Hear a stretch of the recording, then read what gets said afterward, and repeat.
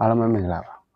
ကျွန်တော်ဘဝတွေပြောင်းလဲဖို့ဖြစ်လာဖို့ဆိုရင်အဆင့်6ဆင့်ပဲလိုပါတယ်။ပေါင်းဆုံးအနေနဲ့ကျွန်တော်တို့လူတိုင်းပြောင်းလဲခြင်းကြပါတယ်။လက်ရှိအခြေအနေနဲ့မတူတဲ့ဘဝမျိုးတွေကိုရရှိပိုင်ဆိုင်ခြင်းကြပါတယ်။အဲ့ဒီတော့ပြောင်းလဲမှုတွေဖြစ်လာဖို့ဆိုရင်အဆင့်6ဆင့်ရှိပါတယ်။နံပါတ်1အဆင့်အနေနဲ့ကတော့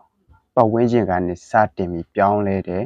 အဆင့်ဖြစ်ပါတယ်။ပတ်ဝန်းကျင်ကနေစတင်ပြောင်းလဲလာပြီဆိုတာနဲ့အမျှကျွန်တော်တို့ရဲ့အမှုအကျင့်တွေကလည်းစတင်ပြီးပြောင်းလဲလာတယ်။ကျွန်တော်တို့ရဲ့အမှုအကျင့်တွေပြောင်းလဲလာတာနဲ့အမျှကျွန်တော်တို့ရဲ့လုံနိုင်စွမ်းတွေကလည်းတိုးတက်လာတယ်။လုံနိုင်စွမ်းတွေတိုးတက်လာပြီဆိုတာနဲ့အမျှအရင်တုန်းကကျွန်တော်တို့မယုံကြည်တဲ့အရာတွေကိုယုံကြည်ချက်တွေရှိလာပါလိမ့်မယ်။ယုံကြည်ချက်တွေရှိလာပြီဆိုတာနဲ့အမျှဒီဗီဒီယိုကြည့်နေတဲ့မိတ်ဆွေတို့ကစိတ်တည်လူတည်ဖြစ်သွားတယ်လို့ပြောလို့ရပါတယ်။စိတ်တည်လူတည်ဖြစ်တာနဲ့အတူမိတ်ဆွေတို့ရဲ့ live ပတ်ဖို့ဟာလည်းပို့ပြီးတော့အတိတ်ပဲရှိလာတာကိုမြင်လာရပါလိမ့်မယ်။တနည်းအားဖြင့်ပြောမယ်ဆိုလို့ရှိရင်ဒီဗီဒီယိုကြည့်နေတဲ့မိတ်ဆွေတို့အောင်မြင်သွားပြီလို့ပြောလို့ရတာပေါ့ဗျာ။အဲ့တော့အနှစ်ချုပ်အနေနဲ့ကျွန်တော်ပြောရမယ်ဆိုလို့ရှိရင်နံပါတ်1ကပတ်ဝန်းကျင်စတင်ပြောင်းလဲတဲ့အဆင့်နံပါတ်2အမှုအကျင့်စတင်ပြောင်းလဲတဲ့အဆင့်နံပါတ်3လုံနိုင်စွမ်းတွေစတင်ပြောင်းလဲတဲ့အဆင့်နံပါတ်4ယုံကြည်မှုတွေစတင်ပြောင်းလဲမဲ့အဆင့်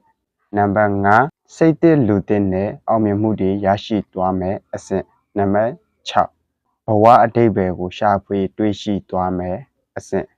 စတင်ပြောင်းလဲခြင်းတဲ့သူတွေအတွက်ဆိုရင်ဒီအဆင့်6ဆင့်ကိုလုပ်ကြည့်ပါအားလုံးကျေးဇူးတင်ပါတယ်